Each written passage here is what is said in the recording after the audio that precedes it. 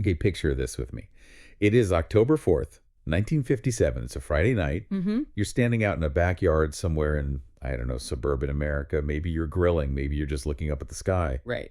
And the stars, they look exactly the same as they did the night before. Mm-hmm. The moon is just the moon. Right. But if you had a shortwave radio, and if you knew exactly where to tune it, you would have heard something that, well, it changed everything. A little beep. Yeah. Very high-pitched, very rhythmic beep, beep, beep, beep, coming from overhead. That is the sound of Sputnik 1. And I think looking back from where we are now, with GPS in our pockets and billionaires taking joyrides into orbit, it is really, really hard to access the sheer visceral terror that sound caused. Oh, absolutely. It wasn't just a machine to people. It was a message. A message. And what was the message? I understand why people were just terrified. You have to kind of strip away everything we know about space today. I mean, in 1957, space wasn't for science or tourism. It was the ultimate high ground. Military high ground. The military high ground. And the thinking was pretty simple and pretty terrifying. If the Soviets can put a metal ball over your house, they can drop a nuclear weapon on your house. And that is the context I really want to dig into today. Right. Because we have this kind of sanitized version of history where Sputnik launches, everyone in America holds hands, and poof, NASA is born to explore the stars. Right, like it was this clean, logical progression. But that is not what happened. I mean, not at all. The year between October of 57 and October of 58, it was a knife fight. It was a chaotic, high-stakes political brawl for control. Exactly. So our mission for this deep dive is to unpack those 12 months. We're going to look how the U.S. government, and specifically the Congress, led by a Texas senator named Lyndon B. Johnson, took this military crisis and really wrestled it into a civilian agency. And it was not a foregone conclusion that it would be civilian. Not by a long shot. No. And I want to start with that initial reaction. You mentioned the panic. But the guy in charge, President Eisenhower, he didn't panic, did he? Not even a little bit.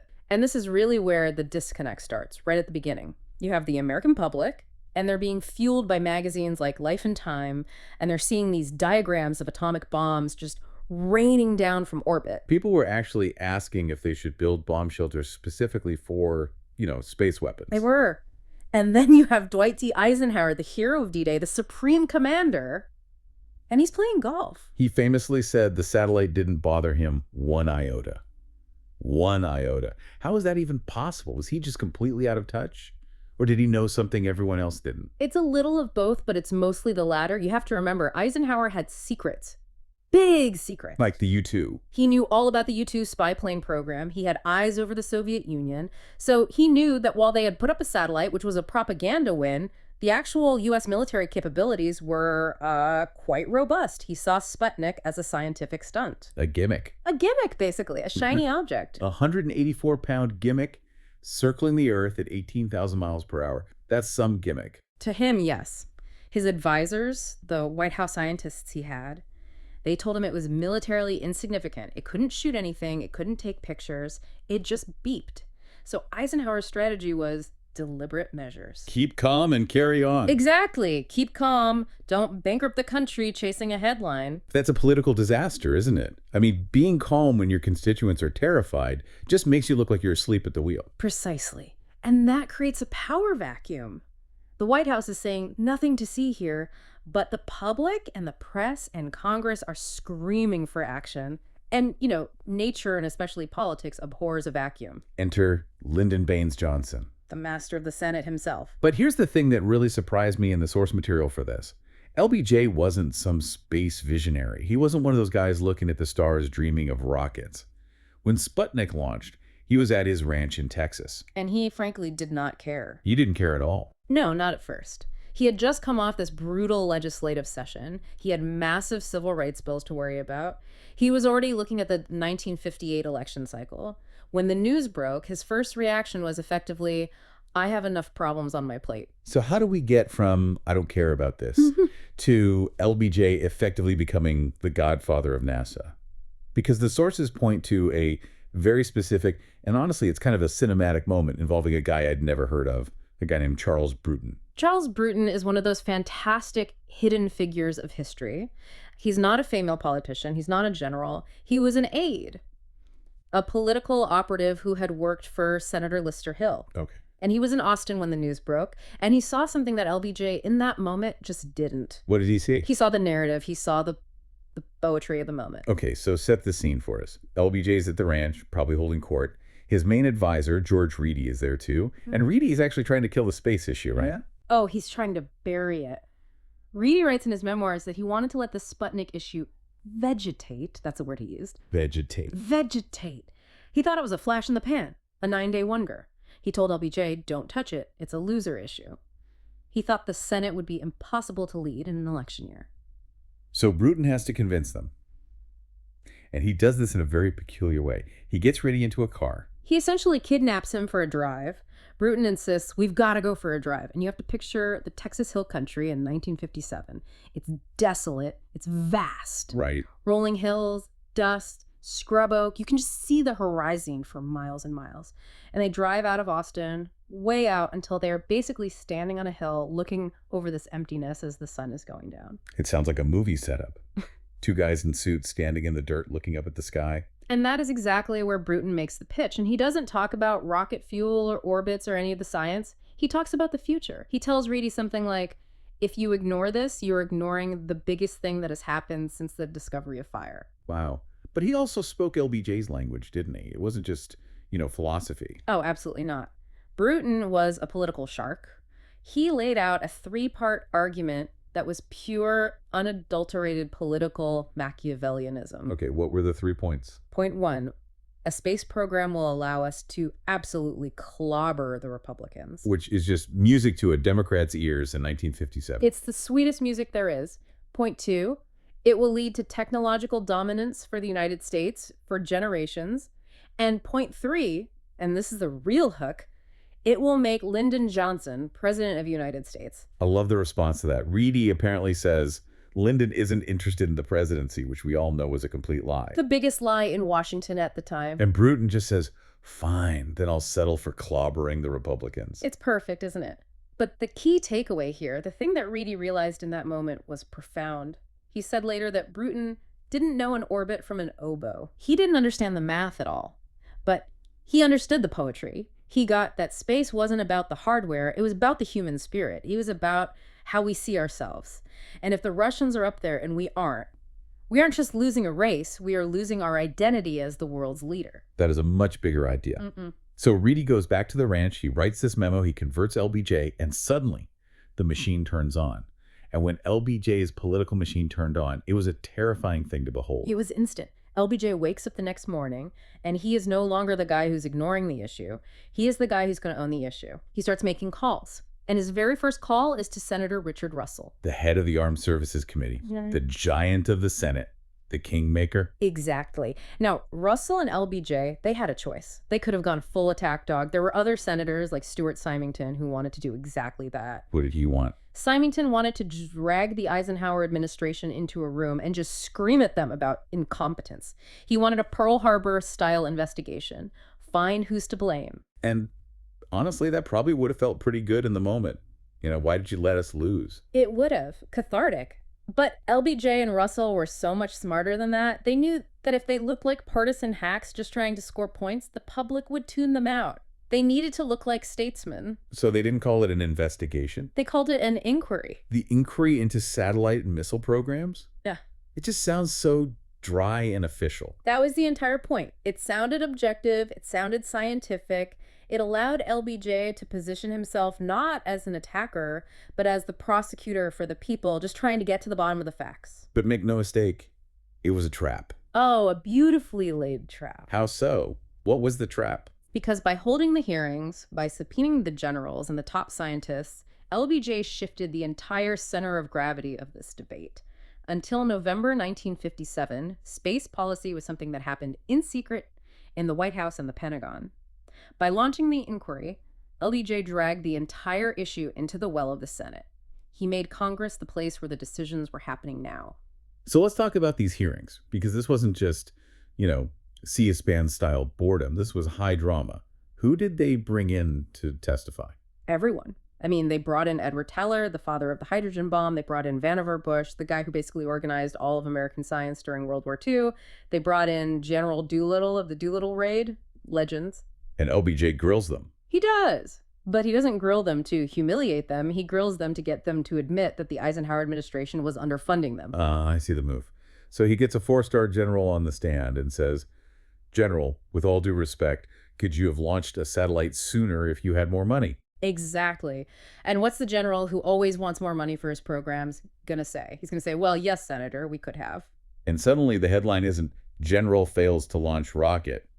The headline is Eisenhower starved the space program. It was absolutely brilliant. It exonerated the military and it blamed the budget hawks in the White House. So while LBJ is running this political masterclass in the Senate, the White House has to respond. They can't just sit there and take this. Eisenhower does two big things. First, he appoints a science advisor. James Killian, the president of MIT, which was a huge deal. It meant the scientists finally had a direct, unfiltered line to the Oval Office, bypassing the whole military bureaucracy. And second, he goes on TV, November 7th, and he brings a prop with him. The nose cone. Okay, stop. I have seen the photos of this thing. It looks like a giant burnt thimble.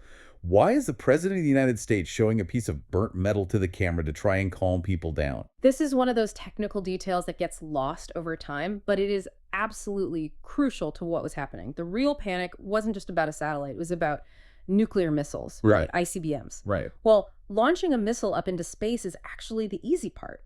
Bringing a warhead back down through the atmosphere without it melting into a puddle of slag, that is incredibly hard. Because of the friction, the heat of re-entry. Right, you are hitting the atmosphere at something like Mach 20. The heat is just unimaginable. So if you can't solve the re-entry problem, your missile is useless. It just burns up. By showing that nose cone, which had been to space and back on a Jupiter C missile, Eisenhower was saying, look at this object. It survived. We have solved the re-entry physics. We possess the technology to deliver a weapon anywhere on Earth. So he was saying the Russians have a little beep, but we have an actual weapon. Exactly. He was trying to pivot the entire conversation from this space race idea to military deterrence. But the public didn't really care about the nose cone. They wanted the beep. They wanted the satellite. They wanted the prestige. And this leads us right into the big fight.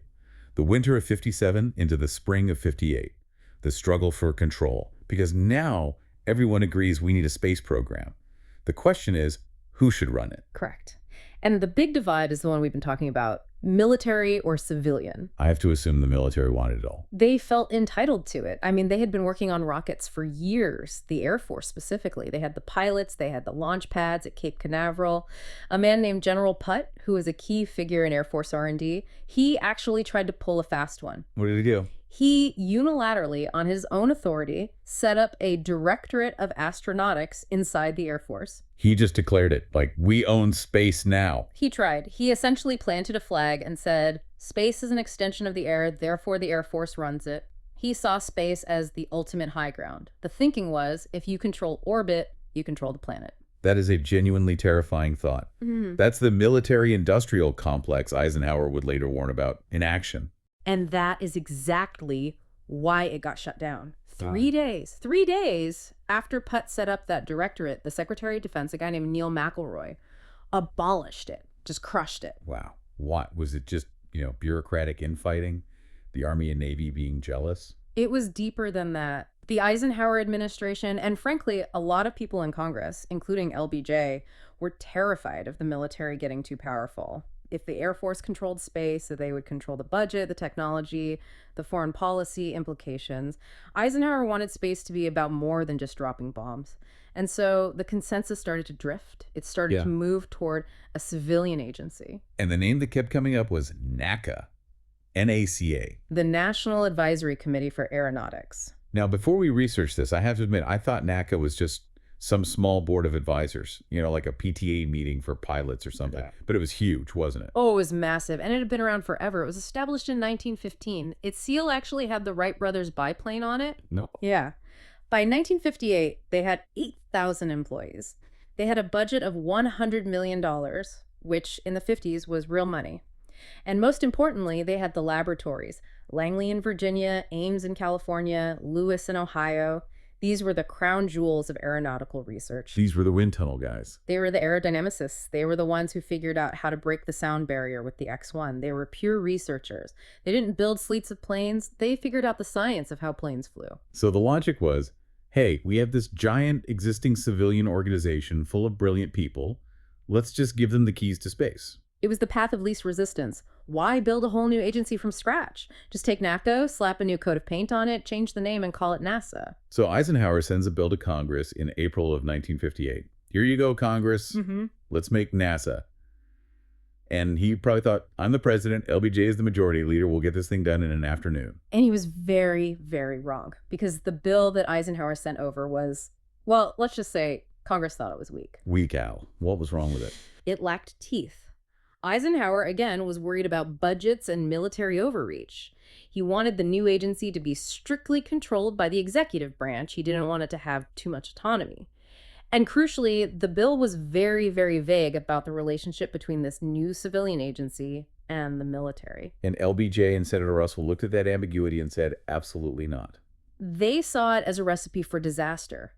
If the lines of authority weren't crystal clear, the military, being the 800-pound gorilla in the room, would just steamroll the little civilian agency every single time they wanted something. So Congress decided to rewrite the bill. And this is a key point in our deep dive, isn't it? Usually we think of major laws coming from the president, from the White House, but the Space Act of 1958 was really born in the Senate. It is one of the rare, clear examples of a major organic act. That is, a law that creates a new arm of government being primarily shaped by the legislature, not the executive. Senator Russell specifically did major surgery on this bill. So what did he change? What did he add? First, he added a declaration of policy right at the top. He codified that space activities should be devoted to peaceful purposes for the benefit of all mankind. That was huge. But the real power move was a clause he added. Section 201 that created something called the National Aeronautics and Space Council. The NASCOW. Why was that so important? I mean, it just sounds like another committee in Washington. It was a check and balance. The council was designed to be a sort of board of directors for the entire national space effort, and it was to be chaired by the president himself. It included the Secretary of State, the Secretary of Defense, the NASA administrator. So it forced the president to sit in a room with all the key players and resolve disputes out in the open. Exactly. Eisenhower hated it. He did not want Congress telling him how to organize his own executive branch. But LBJ and Russell insisted. They wanted a statutory guarantee that space policy wouldn't just get lost in some backroom Pentagon fight. They wanted to ensure the civilian agency had a seat at the big table. Always. And they also had to deal with this whole patent issue, right? I saw a note about that in the committee transcripts. Oh, the patent fight was vicious. It nearly derailed the whole bill. The question was a simple one, but politically explosive. If a private company, say Boeing, invents something while working on a NASA contract, who owns the invention? The company or the government? In the military, usually the company keeps the rights. Right. Mostly, yes. But the Senate liberals, the more progressive wing, said, no way, the taxpayer paid for this research. The government should own the patent for the public good. It was this huge ideological fight about capitalism versus the public interest. How did they solve it? In the end, they compromised with a complex waiver system, but it just showed how detailed and difficult this legislation was. It was not a rubber stamp. So LBJ, the master of the Senate, he navigates all of this. He manages the patent fight. He manages the military pushback. He manages Eisenhower's reluctance. And in July of 1958, the National Aeronautics and Space Act is signed into law. NASA is now legal. But being legal and being real are two very different things. Right. Now comes the hard part, the transition. October 1st, 1958. That's the day the switch is officially flipped. Right. How do you take 8,000 researchers who are used to studying the shape of an airplane wing and turn them into rocket operators who need to beat the Russians to the moon? It was a massive culture shock. You have to understand the NCA culture. They were academics. They wore cardigans and pocket protectors. They wrote scholarly papers. Their product, at the end of the day, was data. Right. Now suddenly they were told, your job is not to write papers. Your job is to launch hardware. Your job is to beat the Soviets. That is a totally different mindset. That's the difference between being a university and being a factory. It is. And they weren't just absorbing NECA's culture. They were absorbing other groups too. The Naval Research Laboratory, the Jet Propulsion Laboratory out in California, and the big one, the Army Ballistic Missile Agency from Huntsville, Alabama. Wernher von Braun. The rocket man himself. Now, this transfer didn't happen on day one. It took a little while longer to formally wrestle von Braun's team away from the Army, but the friction was there immediately. Von Braun's team were doers. They built big, loud, exploding things. The NCA guys were thinkers. Merging those two cultures was incredibly difficult. And von Braun was pretty vocal about the mess before this, wasn't he? He was furious about the duplication of effort, as he called it. He wrote this scathing report right before the Space Act passed, basically screaming from the rooftops, "We had the Army, the Navy, and the Air Force all building different rockets to do the same job. It is absolute madness." So the Space Act was the mechanism to finally stop the madness. To say, okay, everyone, one team, one fight. That was the goal, to unify the entire national effort under a single civilian-controlled roof. So NASA opens its doors on October 1st. They have the legal mandate. They have the people, even if there's a bit of a mixed bag. But there is one final piece of this puzzle that I think is the most surprising, and it circles right back to LBJ. The diplomatic coup. It's November 1958. NASA is barely a month old. The Cold War is at its absolute freezing point, and President Eisenhower needs to send someone to the United Nations in New York to explain America's new space policy to the entire world, to the Russians, to the Europeans, to everyone. And logically, you'd think he'd send his Vice President Richard Nixon, or his Secretary of State John Foster Dulles, a Republican. But he doesn't. He picks up the phone and he asks Lyndon Johnson, The Democrat, the leader of the opposition, the guy who has been publicly grilling his administration for 12 straight months, the guy who wants his job. why? I mean, why on earth would you give your biggest political rival that kind of global platform? Because Eisenhower, the old general, understood the concept of essential unity. He knew that if he sent a Republican, the Russians and the rest of the world would see it as administration policy, which could just change in the next election. But if he sent the majority leader of the opposition, Just shows the whole country is united on this. precisely, it tells the world, this isn't a Republican policy or a Democratic policy. This is an American policy. It's here to stay. It was a masterstroke. So LBJ flies to New York. Yeah. And the prep for this is great. He's back at the ranch again, right? Of course he is. He is. Eisenhower actually sends a military plane down to Texas to pick up LBJ and his key staff people, like Horace Busby and Eileen Galloway, who helped write the Space Act. They fly up to New York, and they're met on the tarmac by Henry Cabot Lodge, the UN ambassador. It is the full red carpet treatment. And LBJ gives this speech. And it isn't the technical speech about rockets. It's that poetry again, isn't it? It is one of the best and most important speeches of his entire career. He stands before the UN General Assembly and he says, "Outer space is unscarred by conflict." Unscarred by conflict. That is a beautiful line of prose. It is. He argued that humanity had a choice, a fundamental choice. We could turn space into just another battlefield, another place to find more efficient ways to kill each other, or we could treat it as a protected zone, a place for peace. He said, "Men who have worked together to reach the stars are not likely to descend together into the depths of war and desolation." And this wasn't just, fluff. This speech actually set the rules of the road for space, didn't it? It absolutely did. That speech led directly to the creation of the UN Committee on the Peaceful Uses of Outer Space. It laid the philosophical groundwork for the Outer Space Treaty of 1967, which is the treaty that bans nukes in orbit and says no nation can claim sovereignty over the moon. It cemented the idea that space is the province of all humankind. And what was the reaction back home? He was a hero. There was a very famous political cartoon in the Baltimore Sun. It showed LBJ arriving on a strange planet, looking like an alien coming out of a flying saucer and saying to the inhabitants, "Take me to your leader." Because he was the visitor from Mars. He had become the face of the space age, the cowboy spaceman from Texas. He owned it. So let's just zoom out for a second. We have gone from the sheer panic of October 1957, people literally digging bomb shelters in their backyards, to the hope and diplomacy of November 1958 with LBJ preaching peace at the UN. That is a hell of a transformation in just about 13 months. It is unprecedented. I honestly cannot think of another example in modern American history where the government moved that fast, that comprehensively, to build something entirely new from the ground up. And we have to ask the big what if. We mentioned Gerald Siegel, the staff director for LBJ's committee, earlier. He's quoted as saying, "If it were not for Lyndon Johnson, there would not have been a Space Act in 1958. Do you buy that? Is that hyperbole? I think the evidence overwhelmingly supports it. Without LBJ's personal drive, without that initial spark from Charles Bruton on that dusty hill, the response would have been fragmented. It would have been slower. The Air Force probably would have won the bureaucratic turf war by attrition. And we would have ended up with a military space program. We would have had a military space program. It would have been secretive. It would have been focused on weapons and surveillance. We might have had a Department of Orbital Defense instead of a National Aeronautics and Space Administration. It's just a completely different timeline. A totally different world.